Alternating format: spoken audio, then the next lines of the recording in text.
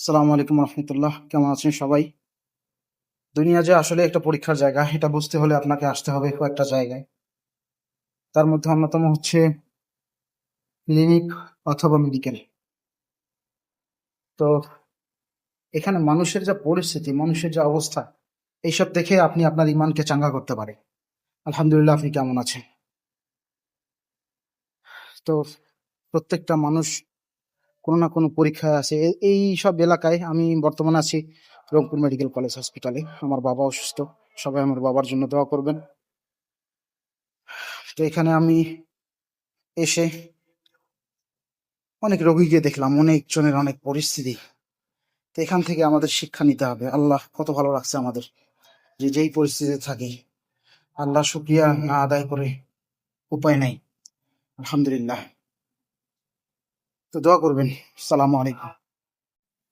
আসসালামু আলাইকুম রহমতুল্লাহ। কেমন আছেন সবাই? দুনিয়া যে আসলে একটা পরীক্ষার জায়গা, এটা বুঝতে হলে আপনাকে আসতে হবে কয়েকটা জায়গায়। তার মধ্যে অন্যতম হচ্ছে ক্লিনিক অথবা মেডিকেল।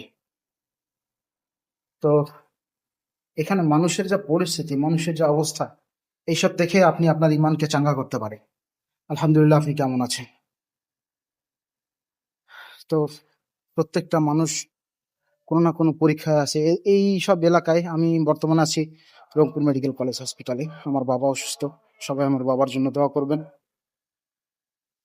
তো এখানে আমি এসে অনেক রোগীকে দেখলাম, অনেক জনের অনেক পরিস্থিতি। তো এখান থেকে আমাদের শিক্ষা নিতে হবে। আল্লাহ কত ভালো রাখছে আমাদের, যে যেই পরিস্থিতিতে থাকি আল্লাহ শুকরিয়া না আদায় করে উপায় নাই।